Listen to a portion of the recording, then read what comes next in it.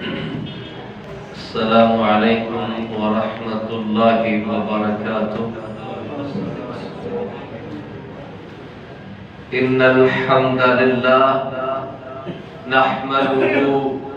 ونستعینه ونستغفره ونؤمن به ونتوکل علیہ ونعوذ باللہ من شرور انفسنا ومن سیئات اعمالنا من يهده الله فلا مضل له ومن يضلل فلا هادي له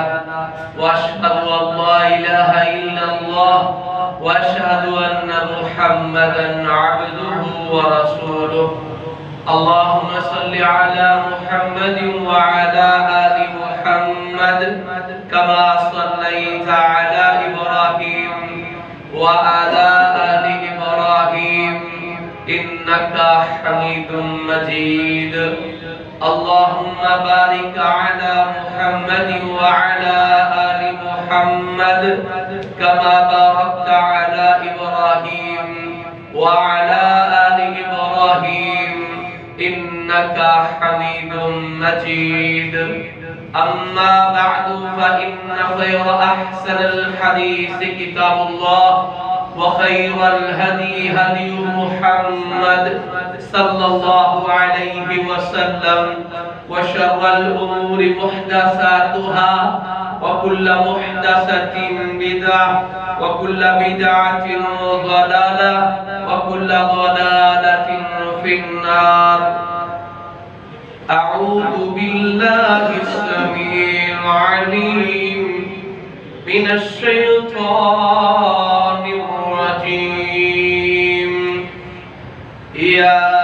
أيها الذين آمنوا اتقوا الله حق تقاته ولا تموتن إلا وأنتم مسلمون رب اشرح لي صدري ويسر لي أمري واحلل عقدة من لساني يفقهوا قولي رب زدني علما رب زدني علما اللهم انفعنا بما علمتنا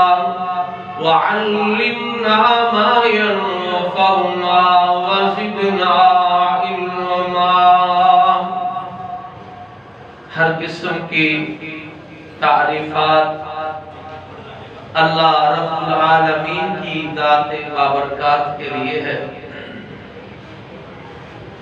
جو اس ساری کائنات کا اکیلا ہی خالق مالک اور قابض ہے۔ درود و سلام امام الانبیاء جناب محمد رسول اللہ صلی اللہ علیہ وسلم کی ذات گرامی پر جنہیں اللہ نے میری اور آپ کی بلکہ ساری انسانیت کی رشد و ہدایت کے لیے سلسلہ رسالت و نبوت میں ختم نبوت و رسالت کا تاج پہنا کے مبعوث فرمایا۔ نبی کریم صلی اللہ علیہ وسلم آپ کو جب بھی کوئی حاجت ہوتی تو آپ خطبہ پڑھا کرتے تھے، اللہ کی حمد و ثنا اور اس کے ساتھ 4 آیات 3 مقامات سے پڑھا کرتے تھے، جن 4 آیات میں تینوں مقامات پر ایک ہی موضوع ہے، یا ایھا الذین آمنوا اتقوا اللہ، اے لوگو اے ایمان والو اللہ سے ڈر جاؤ۔ سورہ نساء کی پہلی آیت یا ایھا الناس اتقوا ربکم الذی خلقکم من نفس واحدہ، اے لوگو اللہ سے ڈر جاؤ۔ سورۃ الاحزاب کی 2 آیات یا ایھا الذین آمنوا اتقوا اللہ وقولوا قولا سدیدا، اے ایمان والو اللہ سے ڈر جاؤ۔ نبی کریم صلی اللہ علیہ وسلم تقوی اختیار کرنے کا، اللہ سے ڈرنے کا یہ جو واعظ تھا، یہ جو نصیحت تھی، ہر موقع پر جب بھی آپ یہ خطبہ، جسے شرعی اصطلاح میں خطبہ حاجہ کہا جاتا ہے، ضرورت پیش آنے پر اللہ کی حمد و ثنا اور اس کے ساتھ پھر یہ آیات پڑھ کے تلقین کیا کرتے تھے، تو اس کا مقصد یہ ہے کہ اس کی ایک اہمیت ہے۔ تو آج اس بات کی ضرورت ہے کہ ہم اللہ سے ڈریں۔ دیکھیے مومن کا جو معاملہ ہے وہ امید اور خوف دونوں چیزوں کے ساتھ ہے۔ اس قدر امید نہیں کہ ہاتھ پہ ہاتھ رکھ کے بیٹھ جائے اور کاوشی نہ کرے، اور اس قدر خوف بھی نہیں کہ مایوسی ہو جائے۔ خوف اس قدر کہ میرا اللہ جس نے مجھے یہ زندگی دی ہے، یہ جسم دیا ہے، صحت و توانائی ذہانت دی ہے، صلاحیتیں دی ہیں، وہ میرا مالک ہے، میرا خالق ہے، مجھ پر قابض ہے۔ اگر میں نے اس کی نافرمانی کی، اس کی حکم عدولی کی، اپنی مرضی کی، تو وہ میری گرفت کر سکتا ہے۔ اس بات کا خوف رکھنا، اور میں نے اس اللہ کی فرما برداری کی تو اس کے بدلے مجھ سے راضی ہوگا، رحمت فرمائے گا، مجھے اس کا انعام ملے گا، میری کامیابی کا یہ ذریعہ ہوگا۔ یہ امید اور خوف مومن اس کے درمیان ہوتا ہے۔ یا ایھا الذین آمنوا اتقوا اللہ حق تقاتہ، اے ایمان والو اللہ سے ڈر جاؤ جس طرح ڈرنے کا حق ہے۔ وَلَا تَمُوتُنَّ إِلَّا وَأَنْتُمْ مُسْلِمُونَ، اور تمہیں موت اس حالت میں آئے کہ تم اللہ کے فرما بردار ہو۔ شعور کی آنکھ کھلنے سے موت کی آنکھ بند ہونے تک یہی حکم ہے۔ نبی کریم صلی اللہ علیہ وسلم کا صحابی حضرت عرباض بن ساریہ رضی اللہ عنہ فرماتے ہیں، اس حدیث کو امام ابو داؤد رحمہ اللہ نے سنن ابی داؤد میں، اور یہ حدیث جامع الترمذی میں، سنن ابن ماجہ میں، سنن ابی داؤد حدیث نمبر 4607، جامع الترمذی حدیث نمبر 2676، سنن ابن ماجہ حدیث نمبر 42۔ عرباض کہتے ہیں صلی بنا رسول اللہ صلی اللہ علیہ وسلم الصبح فوعظنا، اللہ کے رسول صلی اللہ علیہ وسلم فرماتے کا صحابی بیان کرتے ہیں، ہم نے صبح کی نماز رسول اللہ صلی اللہ علیہ وسلم کے ساتھ پڑھی، فوعظنا، نبی صلی اللہ علیہ وسلم نے ہمیں واعظ کیا، موعظۃ بلیغہ، واعظ کمال تھا، بڑا بلیغ واعظ تھا۔ اللہ کے رسول نے اس قدر واعظ کیا، ذرفت منہ العیون، کہ سامعین آپ کا واعظ سن کر رو رہے تھے، آنکھوں سے آنسو جاری تھے، ووجلت منہ القلوب، اور ہمارے دل ڈر گئے تھے، فقلنا کأنما موعظۃ مودع، اللہ کے رسول سے ہم نے کہا گویا اس طرح آپ ہمیں نصیحت کر رہے ہیں جیسے جانے والا نصیحت کرتا ہے۔ فَأَوْصِنَا، ہمیں اللہ کے رسول صلی اللہ علیہ وسلم نے وصیت فرمائی، فَقَالَ أُوصِيكُمْ بِتَقْوَى اللَّهِ، کہا میں تمہیں وصیت کرتا ہوں کہ تم اللہ سے ڈرتے رہنا۔ رسول اللہ صلی اللہ علیہ وسلم خطبہ حاجہ میں، یعنی جب بھی ضرورت آتی ہے آپ خطبہ پڑھتے، انہی آیات کے ساتھ لوگوں اللہ سے ڈر جاؤ، ایمان والوں اللہ سے ڈر جاؤ، ایمان والوں اللہ سے ڈر جاؤ، اور آپ باس فرما رہے کہتے صحابہ اللہ سے ڈر جاؤ، میں تمہیں نصیحت کرتا ہوں کہ تم اللہ سے ڈرتے رہنا۔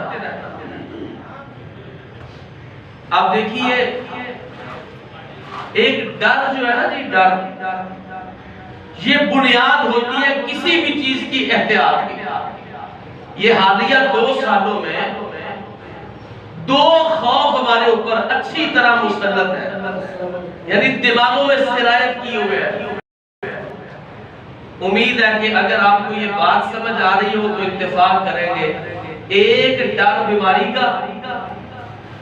کورونا آیا نا بالکل نئی چیز تھی، ہر چیز ڈیڈ ہو گئی، دوسری لہر آئی دوسری شکل، تیسری آئی تیسری شکل، چوتھی آئی چوتھی شکل، اب ڈینگی بخار، یعنی 2 سالوں سے پریکٹیکل دماغوں پر ایک خوف لاحق ہے بیماری، جس کی وجہ سے ہم احتیاط کرتے ہیں، ہمیں کرنی بھی چاہیے۔ اور دوسرا ڈر روزی روٹی کا،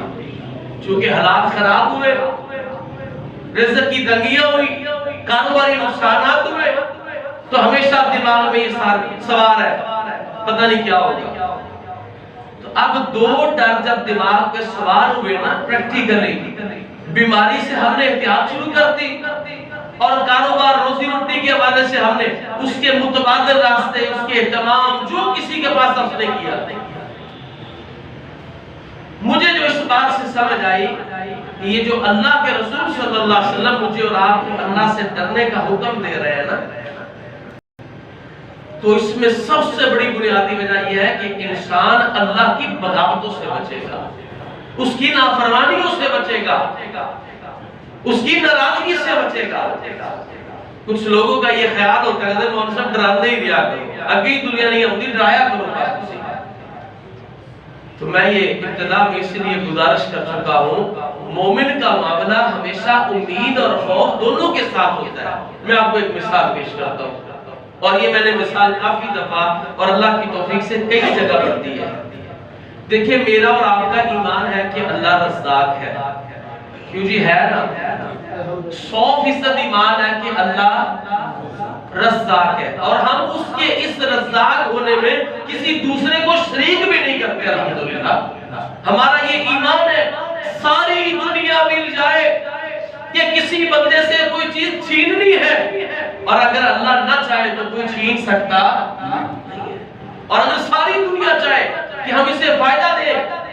تو ہمارا ایمان ہے کہ ہمیں فائدہ نہیں مل سکتا مگر اتنا ہی اتنا اللہ چاہے گا۔ اللہ رزاق ہے، میرا اور آپ کا ایمان ہے۔ تو اس کے بعد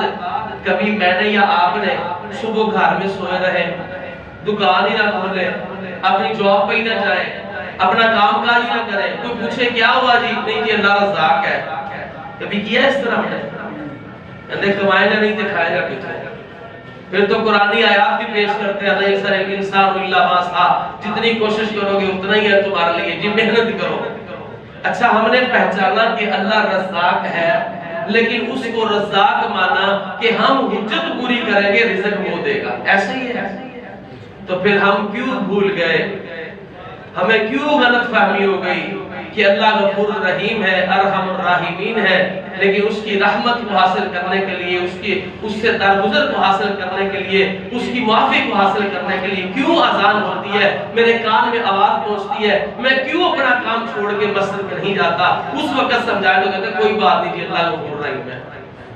خیر ہے جی اللہ معاف کرنے والا، بٹ ڈرایا نہ کرو جی اللہ بڑا رحم کرنے والا ہے۔ اس وقت کیوں کہتے ہیں؟ یہ شیطان نے ایک بہت بڑا جھانسا دیا مجھے اور آپ کو کہ اللہ غفور رحیم ہے، ارحم الراحمین ہے، تم نے کچھ نہیں کرنا۔ اللہ کے بندوں جیسے میں نے اور آپ نے یہ سمجھا اللہ رزاق ہے، محنت کرنا ضروری ہے، اللہ رحمان ہے، اللہ غفار ہے، اللہ عفو و درگزر کرنے والا ہے، لیکن اس کے حصول کے لیے کوشش تو کرنی ہوگی نا۔ تو وہ کوشش ہے اعمال، اس لیے جہاں امید ضروری ہے وہاں خوف بھی ضروری ہے۔ اسی لیے تو رسول اللہ صلی اللہ علیہ وسلم کی اگر آپ سیرت مبارکہ پڑھیں تو آپ کا صحابی بیان کرتا ہے بڑے ایسے موقع ہیں جو بڑے بڑے مواقع پر اللہ کے رسول یہی نصیحت کرتے تھے لوگوں اللہ سے ڈرو، اور اس کے ڈرنے کا طریقہ بھی بیان فرمایا۔ اللہ کے رسول کا صحابی بیان کرتا ہے، ابو امامہ رضی اللہ عنہ اس حدیث کے راوی ہیں، جامع الترمذی کی حدیث ہے، حدیث نمبر 616 ہے، فرماتے ہیں حجۃ الوداع کا موقع تھا، نبی صلی اللہ علیہ وسلم حجۃ الوداع کے موقع پر اپنی اونٹنی پر تھے، یوم النحر قربانی کا دن تھا، اور مینا کے اندر تھے، کجاوے کی رکاب میں اپنے پاؤں رکھے اور کھڑے ہو گئے اور لوگوں کو اپنی طرف متوجہ کیا۔ حجۃ الوداع ہے، یوم النحر ہے، مینا کا مقام ہے، اپنی سواری پر کھڑے ہوئے اور کہا الا تسمعون، آپ نے 3 مرتبہ فرمایا الا تسمعون، کیا تم سنتے ہو مجھے؟ پھر کہا الا لعلکم لا ترونی بعد حامکم هذا، شاید کہ تم آئندہ سال مجھے یہاں نہ مل سکو، آئندہ سال تم مجھے اس مقام پر نہیں پاؤ گے، ہو سکتا ہے کہ ایسا ہو۔ اور پھر صحابہ کرام رضوان اللہ علیہ مجمعین میں جب یہ بات کہی تو ایک صحابی کہتا ہے آقا علیہ السلام آپ ہمیں کس بات کی طرف توجہ دلانا چاہتے ہیں، آپ ہمیں کیا حکم کرنا چاہتے ہیں؟ تو اللہ کے رسول صلی اللہ علیہ وسلم نے فرمایا اتقوا اللہ ربکم، او میرے صحابہ اللہ سے ڈر جاؤ جو تمہارا رب ہے۔ اور اس کے ڈرنے کا طریقہ کیا ہے کہ بندہ کہ جی میں تو وہ ڈر بڑا گناہگار اللہ کو معاف کر دے صرف کافی ہے۔ فرمایا رب سے ڈر جاؤ اور کرنا کیا وصلوا خمسکم، 5 نمازیں پڑھا کرو۔ ہم مدینے کی گلیوں میں جا کر مرنے کی دعائیں مانگتے ہوتے ہیں، مدینے کی گلیاں سبحان اللہ ماشاءاللہ، جتنے آقا نے لائیاں گلیاں سبحان اللہ، کیا کوئی علاقہ ہے اللہ مجھے موت آ جائے وہاں، یہاں اشہد ان محمد رسول اللہ کی آواز سن کے کہتا ہے بس یہ بند کر دو، آواز بند کر دو، میچ نہیں رکنا چاہیے، ٹھیک ہے چلے جائیں گے۔ یہاں دعائیں ہوتی ہیں کہ مدینے کی گلیاں اور مدینے کی موت، اور مدینے والے کا نام سن کے مجھے توفیق نہیں ہوتی کہ میں چھوڑ کے سارا کچھ مسجد میں آ جاؤں، یہ کیسی میری محبت ہے؟ دعوی محبت ایمان کا حصہ ہے، اگر اس دعوے میں لچک آ گئی ایمان نامکمل ہے، لیکن اس کی اصل رمز یہ ہے کہ ہم اللہ کے رسول صلی اللہ علیہ وسلم کی تعلیمات کو اپنائیں، چلتے پھرتے سنت کا نمونہ ہو، پھر یہ محبت معنی ہے۔ اگر یہ عمل سے خالی ہوئی تو یہ خالی دعوی ہے۔ اللہ کے رسول فرماتے میرے صحابہ وصلوا خمسکم، 5 نمازیں پڑھا کرو، 17 رکعات ہیں، 5 نمازوں کی فرض، 34 سجدے ہوتے ہیں اس کے اندر۔ تو اگر ایک شخص ایک دن کی نمازیں نہیں پڑھتا تو سمجھ لیں 34 سجدوں کی غیر حاضری ہے، 34 سجدوں کا انکار کرتا ہے وہ اپنے عمل سے۔ تو جو شیطان اور حضرت آدم علیہ السلام کو حکم دیا گیا تھا شیطان اور فرشتوں کو کہ اس کو سجدہ کرو، تو قرآن مجید میں اللہ نے 2-3 جگہ پر اس کو وضاحتاً بیان فرمایا فَسَجَدُوا إِلَّا إِبْلِيسِ، مگر ابلیس نے انکار کر دیا، ابا وَاسْتَكْبَرَ، اس نے تکبر کیا، انکار کیا اور وہ کافروں میں سے ہو گیا، ایک سجدے کا انکار کر کے کافر ہو گیا۔ ہم دن کے 34 سجدے نہ کریں ہمارا ایمان مضبوط رہے گا، جبکہ حدیث رسول اللہ کی موجود ہے من ترک الصلاۃ متعمدا، ایک نماز جان بوجھ کے چھوڑ دی فقط کافر، اس نے کفر کیا ہے۔ یہ میرا مطلب، یہ کسی مفتی کی بات نہیں ہے، یہ کسی عالم کا فتویٰ نہیں ہے، یہ میری رائے نہیں ہے۔ کائنات کے امام وما ينطق عن الهوى ان هو الا وحی یوحی، جن کی زبان سے اللہ کے حکم کے سوا کچھ نہیں نکلتا، وہ اپنی سچی صاف ستھری زبان اور نبوت والی زبان سے کہہ رہے ہیں من ترک الصلاۃ متعمدا، جس نے ایک نماز جان بوجھ کے چھوڑ دی فقط کافر، اس بندے نے کفر کیا۔ بتاؤ کیا کہو گے اس کے بارے میں؟ تو رسول اللہ صلی اللہ علیہ وسلم نے فرمایا اتقوا اللہ ربکم، ڈر جاؤ اپنے رب سے، وصلوا خمسکم، 5 نمازیں پڑھو، وصوموا شہرکم، تمہاری زندگیوں میں رمضان آ جائے تو اس کے روزے رکھنا، وَأَدُّوا زَکَاةَ أَمْوَالِکُم، اللہ تمہیں مال دے تم صاحب نصاب ہو اور وہ وقت مقرر تک پہنچ جائے تو اس کی زکاة دینا، وَأَطِیعُوا ذَا أَمْرِکُم، تم میں جو حکمران ہے جو تمہارے نگران ہو امراء ہو ان کی اطاعت کرنا، تدخلوا جنت ربکم، میں محمد صلی اللہ علیہ وسلم تمہیں کہتا ہوں تم اپنے رب کی جنتوں کے اندر داخل ہو جاؤ گے۔ تو میرے محترم ہمیں اللہ سے ڈرنا چاہیے، اس کی رحمتوں پر امید رکھیں، مایوسی کوئی نہیں ہے، لا تقنطوا من رحمت اللہ، لیکن اس کی رحمت کے حصول کے لیے ہمیں کوشش کرنی چاہیے۔ کوئی شک نہیں کہ انسان اعمال کے بلبوتے پر جنت میں نہیں جائے گا، رسول اللہ صلی اللہ علیہ وسلم نے فرمایا کوئی بندہ بھی اعمال کے بلبوتے پر جنت میں نہیں جائے گا۔ صحابی پوچھتا اللہ کے رسول آپ بھی؟ فرمایا ہاں میں بھی، یہاں تک کہ اللہ کی رحمت مجھ پر سایہ نہ کر دے میں بھی جنت میں نہیں داخل ہو سکوں گا۔ گرامی قدر اس کی رحمت کے بغیر کچھ نہیں ہونے والا، لیکن اس کی رحمت کے حصول کا ذریعہ یہ نیک اعمال ہے۔ اس لیے رسول اللہ صلی اللہ علیہ وسلم بڑے بڑے مواقع پر لوگوں کو یہی نصیحت کیا کرتے تھے، اتقوا اللہ یا ایھا الذین آمنوا اتقوا اللہ یا ایھا الناس اتقوا ربکم الذی یا ایھا الذین آمنوا اتقوا اللہ وقولوا قولا سدیدا۔ صحابہ کرام رضوان اللہ علیہم اجمعین نے اس تقوی کو سمجھا اور اس کا معنی بیان کیا۔ حضرت علی المرتضی رضی اللہ عنہ وہ سمجھاتے ہیں کہ تقوی کیا چیز ہے۔ التقوی ہی الخوف من الجلیل، کہتے ہیں رب ذوالجلال کا خوف دلوں میں رکھنا یہ تقوی ہے۔ کس نے بیان کیا؟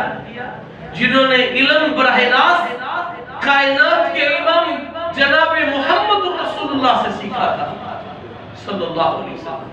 التقوی ہی الخوف من الجلیل، علی المرتضی رضی اللہ عنہ کہتے ہیں تقوی یہ ہے کہ دلوں میں رب کا خوف رکھا کرو۔ والعمل بالتنزیل، اور جو اللہ نے نازل کیا ہے اس کے مطابق عمل کیا کرو۔ والاستعداد لیوم الرحیل، جب ہم نے دنیا چھوڑ کر چلے جانا ہے تو جس دن اللہ نے ہمیں جمع کرنا ہے اس کی تیاری کیا کرو۔ والقناعۃ بالقلیل، رب نے جو دیا اس پر قناعت کیا کرو، صبر کیا کرو، شکر کیا کرو، شکوے نہ کیا کرو، اس پر گزارا کیا کرو، قناعت کیا کرو، یہ تقوی ہے۔ عبداللہ ابن مسعود امت کے فقیہ کے نام سے جانے جاتے ہیں رضی اللہ عنہ، اللہ کے نبی کے جلیل القدر صحابیوں میں سے صحابی ہے۔ کہتے ہیں تقوی کا مطلب یہ ہے ان یطاع فلا یعصى، اللہ کی اطاعت کی جائے، اس کی نافرمانی نہ کی جائے، یہ تقوی ہے۔ وَيُذْكَرَ فَلَا يُنْسَى، اللہ کو یاد کیا جائے، اس کو بلایا نہ جائے۔ وَيُشْكَرَ فَلَا يُكْفَرْ، اللہ کا شکر ادا کیا جائے، اس کی ناشکری نہ کی جائے، یہ تقوی ہے۔ اور اگر کوئی یہ چاہتا ہے کہ اسے صحیح معنوں میں جامع تقوی حاصل ہو جائے تو پھر مجھے اور آپ کو چاہیے ہم اپنے آنکھوں کو گناہ سے بچا کے رکھیں، کانوں کو گناہ سے بچا کے رکھیں، اپنی زبان کو گناہ سے بچا کے رکھیں، دل کو ردی خیالات سے محفوظ رکھیں، اور اپنے پیٹ کی خوراک حرام نہ ہو، حلال ہو، اس کو حرام سے بچا کے رکھیں۔ تو انشاءاللہ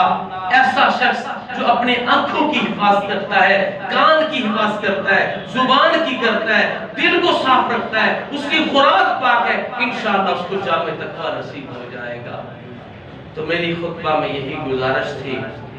خلاصہ کلام یہ ہے، مجھے اور آپ کو آج اللہ سے ڈرنے کی ضرورت ہے۔ واللہ ہم ڈرتے ہیں، بیماری سے ڈرتے ہیں، نقصان، کاروباری نقصان سے ڈرتے ہیں، فراڈ سے ڈرتے ہیں، ہم ہر دنیاوی چیز سے ڈرتے ہیں۔ آپ سوچئے، فیصلہ کیجئے گا، میں آپ پر صادر نہیں کر رہا، میں تو اپنے آپ کو آپ جیسا ایک انسان سمجھ کے اپنی مارکیٹ کے، اپنے محلے کے، اپنے علاقے کے ماحول کو سامنے رکھتے ہوئے جیسے اپنی فیلنگز ہیں ویسے اپنے آپ کو سامنے رکھ کے کہہ رہا ہوں، ہم ہر چیز سے ڈرتے ہیں، اللہ سے بھی ڈرتے ہیں، لیکن دوسری چیزوں کا اکثر اوقات ہم پر خوف زیادہ ہوتا ہے، اکثر اوقات خوف زیادہ ہوتا ہے۔ اس بات کی ضرورت ہے کہ میں اللہ سے ڈروں، اس کی نافرمانیوں سے ڈروں، اس کی ناراضگیوں سے ڈروں، اس کی گرفت سے ڈروں، کیونکہ معاملات کا جو معاملہ ہے وہ اللہ کی طرف سے آتا ہے۔ انسان بے بس ہو جاتا ہے جب اس کے فیصلے غالب ہوتے ہیں۔ تو اس وقت ضرورت ہے ہمیں اللہ سے ڈرنے کی، اور اس کے ڈرنے کا ایک ہی طریقہ ہے ہم میدان عمل میں آئیں، ہم اپنے ایمان کو پرکھیں، عقائد کو درست کریں، اور پھر اس کے بعد اپنے اعمال کی اصلاح کریں، کم از کم فرائض کے پابند بنیں۔ انشاءاللہ میرا اللہ ہماری اس کاوش پر ہماری کوششوں کو ضائع نہیں کرے گا، کیونکہ دنیا میں آج دیکھیں نا، میرے ساتھ کسی نے نیکی کر دی تو میں بڑی لاج رکھتا ہوں کہ یہ بندہ بڑا اچھا ہے، اس نے میرے فلاں مشکل میں کام آیا تھا۔ تو سوچیں ذرا، ایک انسان کی قدر کرتا ہے تو یہ کیسے ممکن ہے کہ پوری کائنات کا خالق ہو، مالک ہو، قابض ہو، بندہ اس سے ڈر کے، اس سے امید رکھ کے کوئی خیر خواہی کا کام کرے اور اللہ اس بندے کی قدر نہ کرے۔ وما قدر اللہ حق قدرہ، دنیا میں سب سے بڑا قدردان اللہ رب العالمین ہے۔ فرق یہ ہے کہ میں نے جس طرح اللہ کی قدر کرنی تھی ویسا حق ادا نہیں ہوا۔ اللہ سے دعا ہے مجھ کہنے والے کو اور آپ سامعین کو اللہ عمل کی توفیق عطا فرمائے۔ اقول قولی ھذا استغفر اللہ لی و لکم ولسائر المسلمین۔